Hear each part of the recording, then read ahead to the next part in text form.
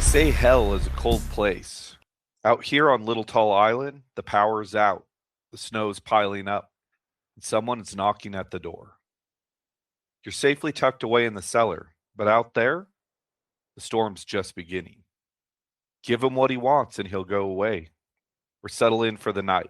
This is Bachman's basement, and today we're bracing for the storm of the century. I'm your host, Chris Clawson, and I'm here with my co-host, Chris Patton. Before we break out the snow shovels and begin digging out the mysteries of this week's episode, how's your week been, Chris? What have you been watching? What have you been playing? What have you been listening to? Oh man, the week's been pretty good so far. We'll see. We record on Tuesday, so it has a lot of time to turn around and become terrible. But so far, so good, brother. As far as what I've been listening to, I've been listening to the new Franz Ferdinand album. They released kind of like a making of, which has been pretty fun to watch, and it's a lot different than like what I remember that band being like. But I've really been enjoying that. I didn't know they were still together. I saw them like 20 plus years ago. And that was one of those bands, Death Cab for Cutie, Franz Ferdinand. It was a cool combo. I had to go see that. So I didn't even know. I'm going to have to definitely check that out. It's cool, man. It's definitely got more of an electronic vibe to it than some of their older stuff. They've always had like a little bit of that element to it, but they posted, if you go to their YouTube page, they have the making of, which is like a short 30-minute kind of thing that they put together, but they've also posted the album up there too. It came out on the 10th, so last Saturday, I believe. But yeah, it's worth checking out, man. I've dug it so far. As far as things that have just recently came out. And for some older stuff, I went back and I watched the Love Witch. Have you ever seen The Love Witch? I haven't. I haven't even heard of it. It is a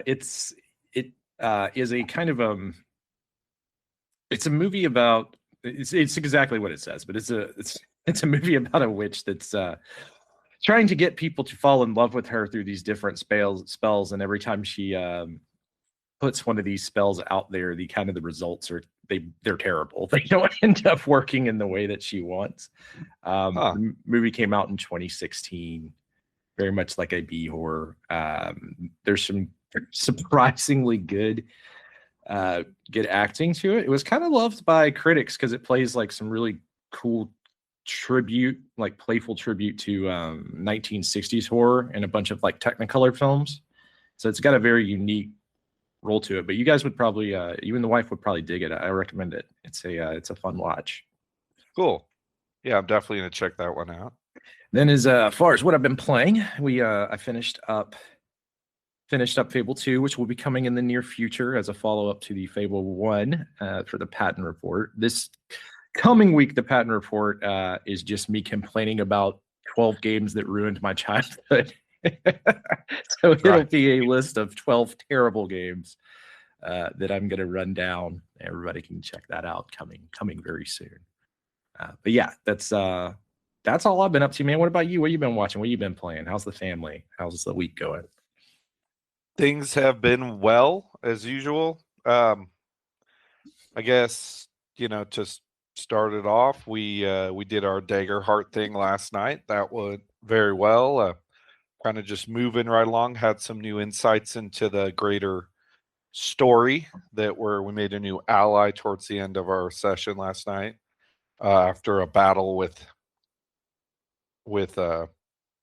his magical manifestation, and then right at the end of our session we kind of made a new ally and learned that this other character that we're doing a quest for is, although they have the same goal in mind of what we want to accomplish, they have a very different vision of how to accomplish that. And so definitely they're kind of on the opposite side of what we want to do. So we need to kind of be wary of what we're doing going forward. Sounds like they might be evil. Evil. Yes, absolutely. So yeah, that was fun. Then last night after that, I found a copy and watched Die My Love, that Jennifer Lawrence flick. Yeah, we talked about that on the last episode. That was my Right. bring into the table last week. What did you think about it? I thought it was good actually. I don't like it's a very thought-provoking movie. Like there's a lot of imagery in that film that's yeah, very thought-provoking. So I enjoyed the Jennifer Lawrence's performance.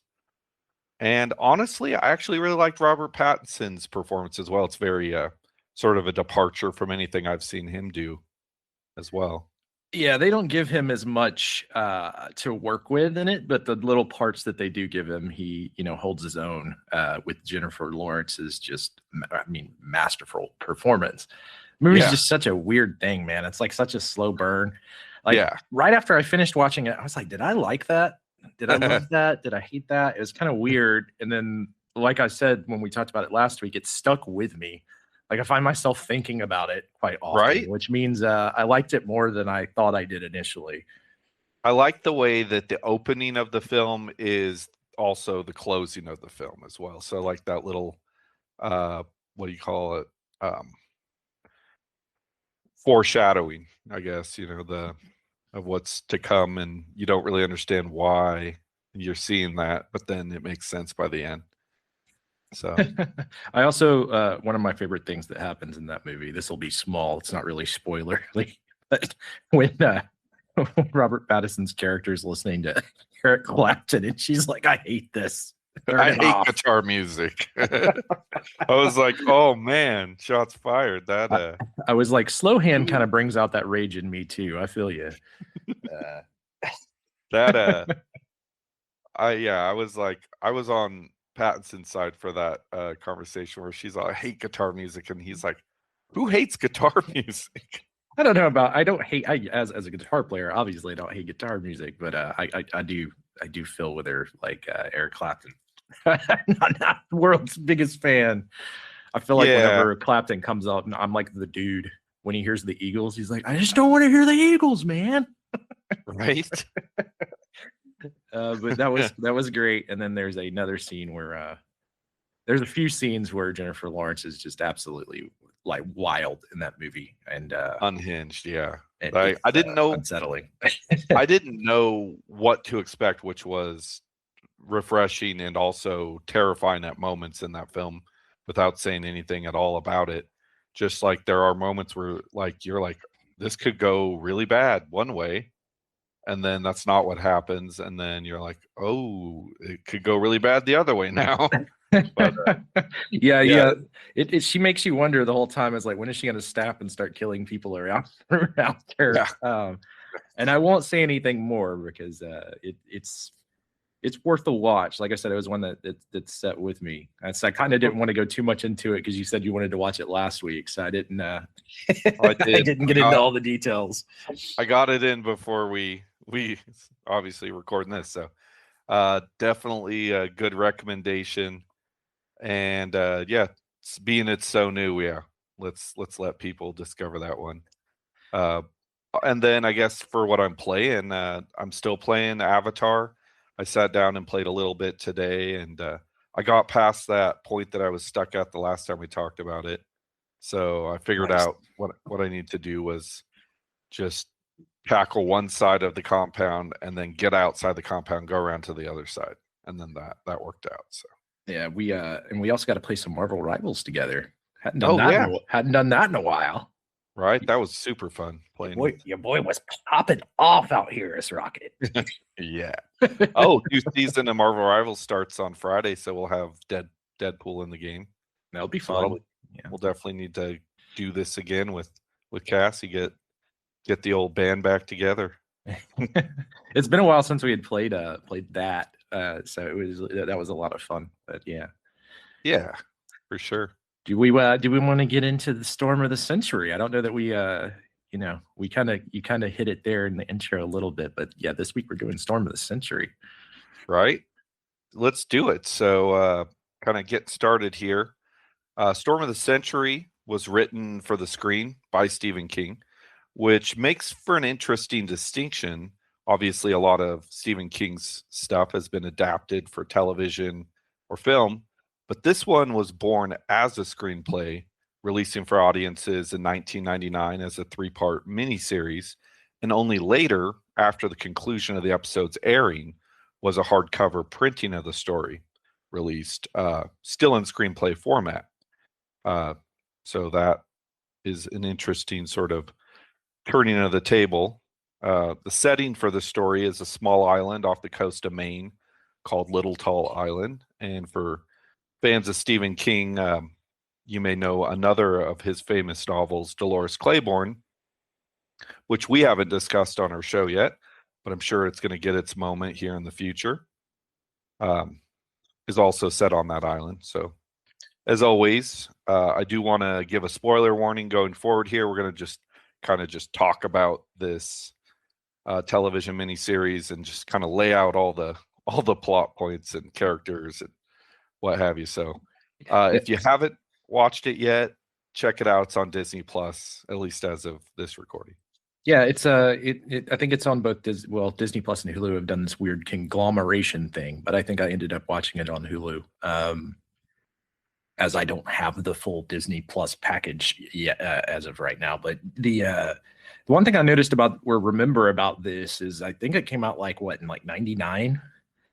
And yeah, it was across 3 days. So you watched it back to back to back. And I believe it was on Sci-Fi back then.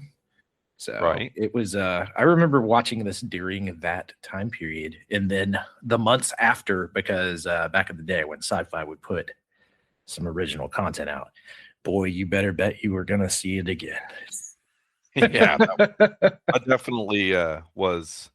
I remember all the advertising for all of these Stephen King TV miniseries events because there's a bunch of them in that time. But yeah, this one I enjoyed a lot. So kind of getting into what's going on in the story here. The story opens with a grisly murder when this mysterious man, who is later he introduces himself as Andre Linoge. He arrives at this old woman's door, and she's just sitting in her living room watching television. She's watching the local weather forecast, and that sort of informs us as the viewer that there's a major storm headed for Little Tall Island as well as the mainland.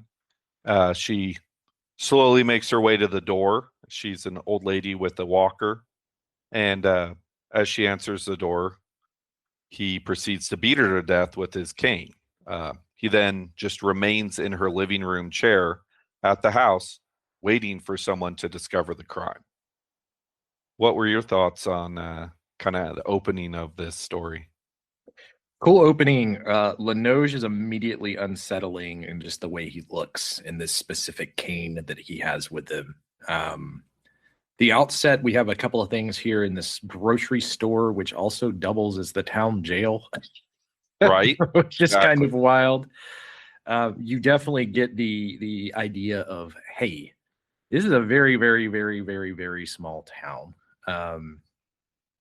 And this is treated much like a lot of Stephen King things where we're going to have a lot of characters in here. Not all of them are important. But we get a lot of characters really, really quick at the beginning of this film. Absolutely. Yeah. This, again, much the same as some of his other large cast stories, kind of holds some similarities to stories like Needful Things, but it's, yeah, we're going to talk about that here in a little bit anyway, but it's there's different ways to approach a story where mysterious man comes to town and bad things start happening, and this certainly is not just a rehash of Needful Things. It's something else. So yeah, we do get some parallels here. For those who haven't listened to Needful Things, check that out because I talked about some of that. I think that kind of spawned us back into watching this, but there are some crossovers. But the reasoning between the two antagonists in those films could be kind of debated as far as what is going on. But yeah, it does have some similarities for sure. Absolutely. So as Linoge is sitting in the living room, a young man by the name of Davy Hopewell is the unfortunate individual who makes this discovery he goes in because he notices her walker's out in front of the house and the door's ajar, and it just kind of throws him off. He sees something's amiss there, and so he kind of wanders in, knocking on the door as he steps in, and discovers her body. And then he steps into the living room, and Linoge never even stands up. He just starts talking to him with his back to him and telling him who he is and just freaking him out. And so he goes running out into the street, just yelling for anyone who will listen, that Mrs. Clarendon's been murdered, which is sort of the first domino to fall for all the events that are to come, that which alerts the town manager, what we were just talking about, the guy that plays in The Walking Dead. What's his name? Dale, who's just like, he's the worst in The Walking Dead. He was also in The Mist, and it's like anytime Dale shows up as an actor, which he's really good in this, to be fair, but his characters tend to be the most hopeless, useless, but most talkative people that just interject their opinion into situations that they're not going to have any help. This doesn't or be any help to the situation. This goes absolutely no different than any of those other things that we just mentioned as far as his character goes. Yeah, exactly. But yeah, he's kind of the first one we get. Linoge, he kind of, with Davy Hopewell, when Davy Hopewell goes in and finds the body, you get a little bit of what Linoge is capable of, which is just mentally destroying someone. He destroys Davy by being like, you're too short and you're too slow and you won't even be first string on the high school basketball team. You get the run out. And then as Robbie Beals, the town manager, he goes in and you get this long story about how terrible Robbie is as a person for sticking his mother in the nursing home and not going to see her, and how she coughed screaming his name, and death, and that she'll be waiting in hell for Mr. Robbie Bills to eat his eyes out for eternity. Which is kind of gives you a little peek of who Linoge is and what is going to happen to some of these characters in the story. And besides, a major reoccurring sort of sentence that we're going to be talking about that Linoge passes on through people, another thing that he says quite a few times in the story is hell is repetition. And that is an interesting sort of thought going forward with this story. So hell is repetition and born in sin. Come on in. Yes, exactly. So as we kind of were already discussing, the parallels with Needful Things, mysterious man arriving in a small town, using the townsfolk's secrets against them. What makes this story unique is that it's not people's prejudice or private disdain for one another that drives the horrors, but simple cowardice at the thought of anyone knowing the full depth of their sins. Yeah, think about any person's deepest, darkest secrets, things that they don't want to talk about, things that they're not proud of. Instead, he uses that against them, not to turn people against each other. That's more of what you see in Needful Things, though there is some of that here, but more just mentally breaking that person based on things that they would rather forget in a lot of the scenarios that we're going to talk about. But yeah, he's very much, it's one of those things, like you could kind of see him being interpreted as like a demon or almost like a Norse god kind of thing. There are some parallels to like Odin, for instance, with Linoge. Right. And, you could even interpret him as not that he is like drinking anyone's blood or anything, but almost like a vampire too, especially with the imagery of his teeth. Certainly not, or a sorcerer, probably more a sorcerer, but certainly some sort of being that has found a way to live long. Yeah, he has the kind of a similar look to what you see in the latest Salem's Lot, with how they kind of do some of their vampires, which I thought was interesting during certain scenes in this movie. But Colm Fiora is the actor playing him, and he said that he studied a lot of folklore and mythology to kind of develop the character in the way that he wanted to play it. Not really as much like horror villains. And it plays off with the way that he, throughout this entire thing, he never really raises his voice. It's more through like the scariness is more through his exact certainty of what is going to happen, and the fact that in this town really there's not really a way to stop it unless they give him what he wants, and then he'll go away. Exactly. So, and also if you haven't seen it and you just look up the actor's face that we're talking about, that guy could have played Hannibal Lecter as well, to a T. He's just got that sort of like knowing look in his eyes and the grin and everything, and just, yeah, he's creepy. He comes out across really creepy, which it works really well. He doesn't have to do a whole lot to, you know, display his dominance in the scenes.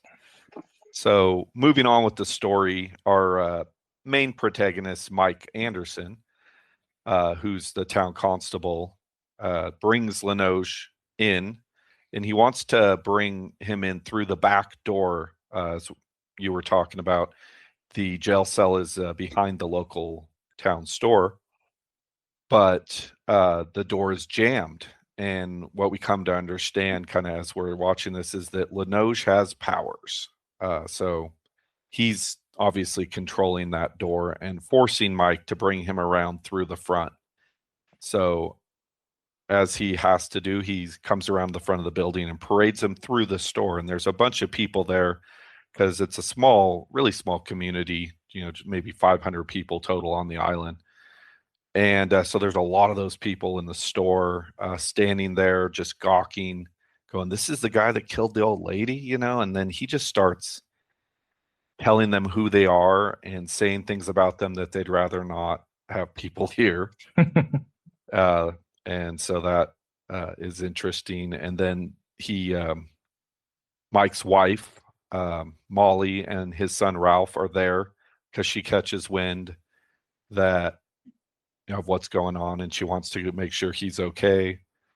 And then Linoge picks up little Ralphie, and yeah, that's, you know, pretty much like the most terrifying thing in my mind. Yeah, Ralph's dumbass runs over there almost directly up to him, and he just gets grabbed because Linoge is handcuffed with the handcuffs in front of him, and he just picks him up, and he's like, mentions Ralph, the character, has a birthmark across his nose, which his dad refers to as a fairy saddle to make him not feel self-conscious about it. But Linoge, obviously, with his mental powers, knows this. He knows this fact, and he uses it, and you can see Mike's face just get enraged, which kind of takes us into the next scene.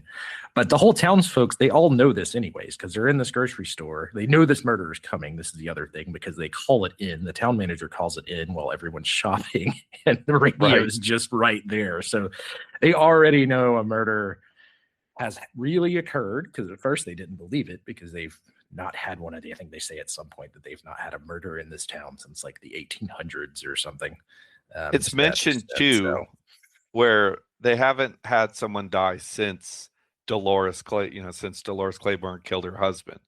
So this is like, you know, but before that though, you know, this is like, it doesn't happen very often on the island that something really awful like this happens. And now this man is a really, really bad thing. And he seems to know everything about everyone, and nobody knows who he is. So he eventually Mike gets him back in there, gets him in the jail cell, and then essentially just groups of men who are essentially voluntold are just taking shifts to watch the imprisoned Linoge, and the majority of the town then gathers, as they were planning to do anyway, at the local church because of the storm that is just starting to mount, and kind of just allow everybody to be together. You know, they've got a generator and food and cots set up in the basement and everything. So that's sort of where a lot of the story is going to unfold there. And throughout the first night of the storm, there's a bunch of people that die in various ways, whether it be at their own hand or at the hand of another, always leaving behind a short message, like a note or something painted on the wall, maybe in blood. Give me what I want and I'll go away, which is a mystery to us as the viewer throughout the entire story. What is it that he wants? You know, it's Linoge, but it's like, what is it? You know? Yeah, they do a great job of hiding what it is he wants. He continues to tell them, but he continues to tell them he wants something, but he has not told them what they want as of yet. This being broken into 3 parts, that's definitely to keep the viewer kind of hung on this cliffhanger, right? But yeah, Linoge, he's great in all of these scenes, just kind of mentally breaking these people down. And the generator gets immediately used pretty much as he's mentally breaking these people down. He is also controlling the raging storm outside, or so it seems at the very least. Right. It's interesting too throughout this story, as you know, things happen. It's been made clear that even though he's got, you know, his physical self is trapped in this jail cell, that he can send out his cane, and it's sort of an extension of himself to do his bidding, sort of like impart his will on others. And yeah, so there's a number of those things that happen in various ways, people dying, and yeah, it's just like people begin to realize that this guy is making it happen, and that they're not safe no matter where they are, whether they're in the room with him or elsewhere. You know, he's got a hold on the community. So by the conclusion of the second episode, Linoge decides that he no longer needs to pretend to be a prisoner, because he never really was, and he just breaks free of the handcuffs in the jail cell and walks out into the storm. That's sort of the conclusion of the second act. And then the following evening, kind of the opening of the third, everyone has a shared dream that makes it clear to everyone that we've come to know in the story, that whatever this guy wants, if he doesn't get it, they're gonna meet their end by just walking like lemmings into the sea, leaving behind a town that's deserted, much the same as Roanoke colony from the 1500s. Yeah, which was a cool tie-in writing-wise for those who don't know the backstory of Roanoke. It's just it was one of the original American colonies that they never found any bodies. They never knew if these people tried to sell back to England, or if they just went to a new colony, or were murdered somewhere while trying to find food, or starved to death, and they just don't know. All they ever found was like these carvings in trees that said Cryptoa, which could have been somewhere that they were trying to go, another colony, some town name, trying to leave a sign for to be found at some point, but they never were. So I always thought that was kind of a cool tie-in to this story, and gives Linoge kind of this backstory. Like maybe he has to eat every 500 years or whatever that timeline right. would be, you know. He was responsible for the Roanoke Village events as well, as is made clear in this story. So moving into to episode 3 here a little further,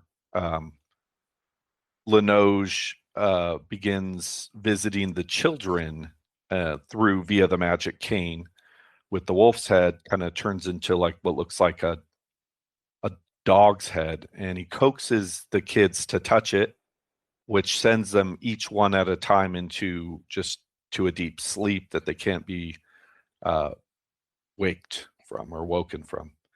So it's also really funny watching the kids fall over after touching this cane that they're petting, this magic floating cane. The stunt acting they had these children do was really I laughed really hard.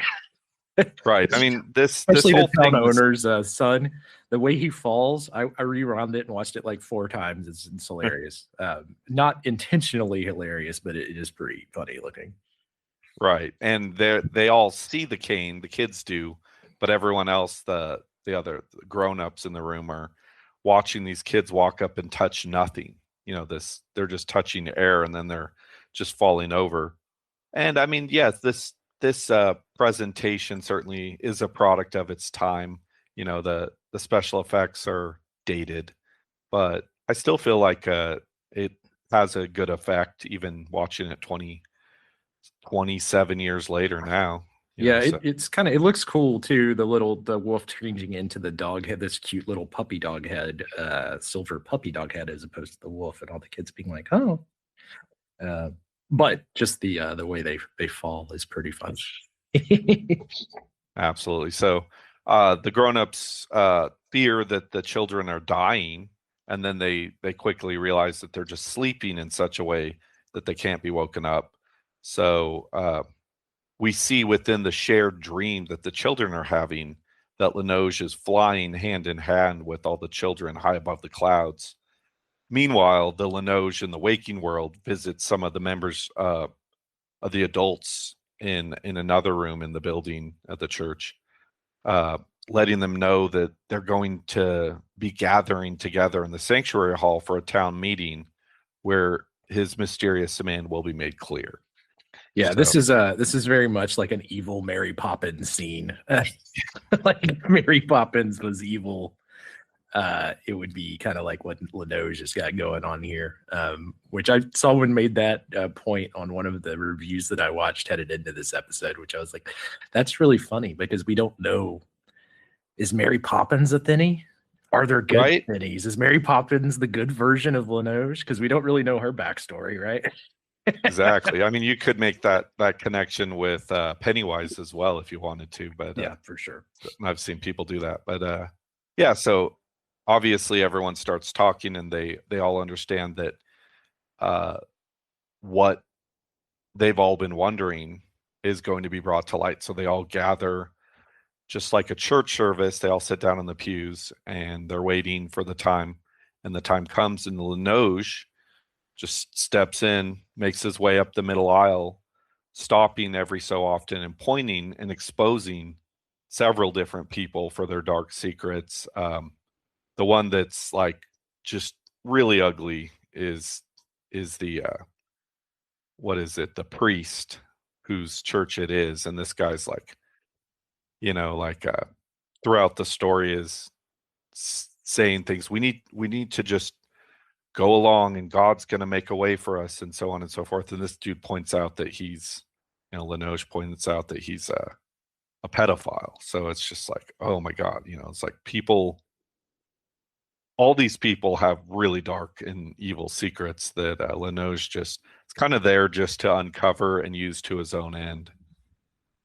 So he gets to the front of the crowd, lets them know that he isn't a god, and that he too is mortal, but he's living on a much longer timeline than a traditional people, and obviously with great power.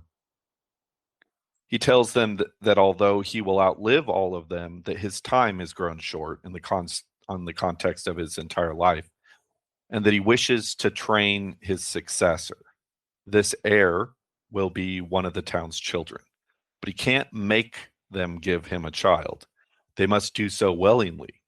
So he gives the gathered people some time to discuss their choice, says, I'm going to give you guys 30 minutes and I will return. So at that point in the story, everyone's talking and everyone's like, well, there's nothing we can do.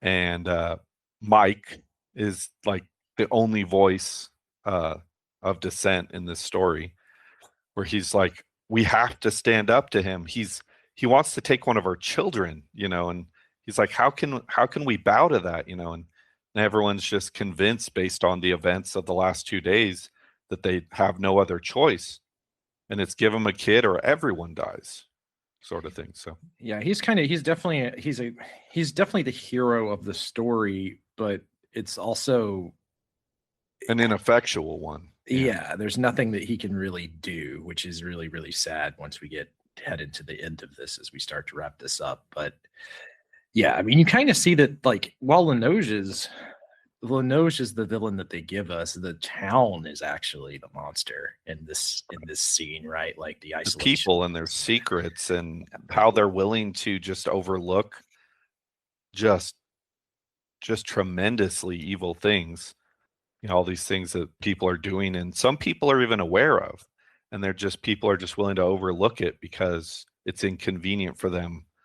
If if they could bring their own, darkness to light as well. So right. And you get some great, like, the characters are written in a way where you have like one that represents authority, one that represents faith, one that represents like rationalization, one that represents denial. So they're written with very specific intentions, especially headed into these discussions as they try to decide what they're going to do.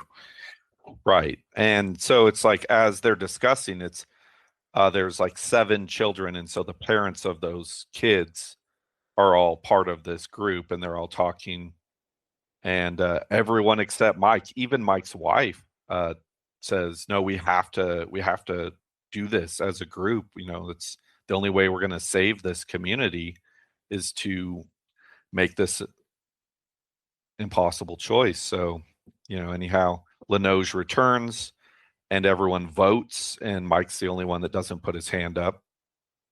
And so then one parent from each of the children steps to the front, and it's Mike's wife, because Mike's not going to do it because he doesn't agree with it, as along with 6 other parents. And they stand there, and he has a bag like with these stones inside, and there are 6 white stones and 1 black stone, and each person reaches in the bag and without looking grabs a stone and fists it until it's time to show. And sort of like there's a lot of build up and suspense as each person reveals their stone, but it becomes pretty clear and fairly quickly, even as there's 2 or 3 people left, that it's going to be Molly and Mike's son, as it ends up becoming Ralph as the sacrifice for the town to continue. Linoge then says, thank you very much, picks up the sleeping Ralph, and just walks out and flies away with Ralph. So, Mike is just a broken man, and he can't accept this awful choice that his wife and the rest of the town has made. So you think, okay, that's the end of the story, but it goes on a little bit more, and it's like months later, Mike has just decided that he can't accept these things. He can't live in this town or stay married to this woman who's willing to sacrifice their child. So he divorces Molly, and he moves on and moves to the other side of the country to start a new life. And then you kind of fast forward, it's sort of like a narration. Fast forward 10 years later, and he's just walking down the street, San Francisco, just doing his daily life, and he just notices out of the corner of his eye an old man and this teenage boy walking down the street, and sees the cane, and he realizes it's Linoge and his son. And he calls out to them, and they both turn and bare their monstrous teeth at him, and that's the conclusion of the story. Yeah, it's kind of jarring in the way that you have to just kind of accept that evil doesn't lose in this scenario. And while the town survives, it's spiritually destroyed, right? Like and then to get the ending, the 10 years later ending, you get this implication that it's happened before and it will happen again. Right. It's that, good people are only good until they're faced with a difficult enough choice.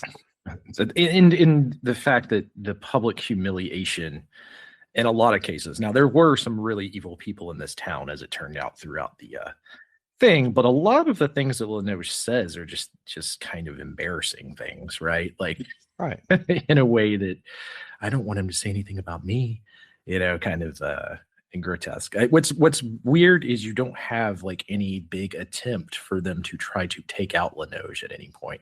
Not that they necessarily could, but usually you'll get that moment in Stephen King things where you'll have the town try to rally together. Like The Mist is a good example, right? Yeah. You don't get that in this at all. Nope. This little town is like, nah, dude. What if evil just overruns everything? And I know that he's came out and he said that this is one of his darkest moral stories, not anything close to his scariest, but one that he thinks has like this crazy moral compass too. And I would have to agree with that. It is It's definitely one that you get to the end of it and you're like, wow, hard to feel good about any of that.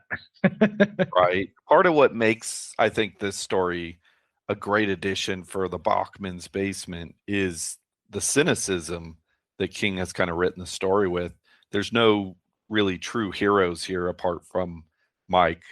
And even he's just forced to witness the town that would rather commit a monstrous act than to have their private shames dragged into the light. So it's kind of like that's the real storm. It's not this giant snowstorm that's coming. It's the moment the masks begin to come off. And Linoge didn't bring evil to Little Tall Island. He just, brought the shovel along just to uncover this. Yeah, for sure. I'd have to agree with you. So are you ready to give this a Bachman's basement score? Yeah, I thought about it, as I was kind of writing this out, and I thought it's really good, but I have to judge it on the presentation. So I'm going to give it a 7.5 out of 10. I thought the story was really good, but maybe I'm just being critical, but yeah, it wasn't my utmost favorite thing that King's ever done, but it's worth a watch. Yeah, I think I'd give it like a 6.5, a 7, somewhere in there. Much like you, I think the story's really, really good. I like the tie-in with Roanoke.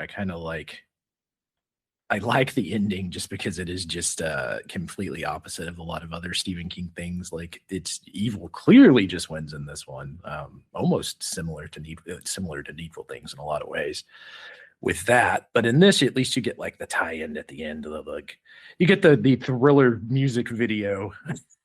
Yeah, Didn't see Jackson's turning into a werewolf or whatever. Yeah, man, it's a fun watch. It is of its time. And it is like a sci-fi miniseries, so don't go in thinking that this is going to be like a AAA film or anything. But yeah, it's a fun watch. It's definitely one that I enjoyed when I was younger, and it has stuck with me because I have brought up Linoge on this podcast several times throughout different stories. So it was fun going back and giving it a rewatch, but I would not, it's kind of hard to give it like a higher score over like a 7, if we're being honest, especially after we just did, Stand By Me. Right. Yeah. So yeah, if you're looking to talk to us about any of our episodes or just have something to chime in with, you can find me on Facebook, Christopher Clawson, and my Instagram, Chris_Clawson 1982. And if you want to share your socials. Sure, yeah. It's Christopher.R.Patton on both Facebook and Instagram. You can find all of the content that Boink Studios puts out each week at www.boinkstudios.com. Our shows are all available through Spotify and YouTube, both video formats and audio formats on YouTube. So feel free to go check out. There's lots of great content out there besides just Bachman's Basement. So like if you're into wrestling or movie reviews or people talking about albums or professional sports, there's a little bit of everything there. So go check out some of the other great podcasts on the network. Absolutely. So kind of wrapping this thing up here. The clouds are finally breaking over Little Tall Island, but the town, they reveal, will never be the same. Storm of the Century isn't just a story about a blizzard. It's a story about what we're willing to sacrifice to keep our secrets buried. It wasn't just a child that was taken, but the soul of the community. As we climb the stairs and close the door of Bachman's basement for the week, remember Linoge's parting words: hell is repetition. Make sure your next choice is one you can live with.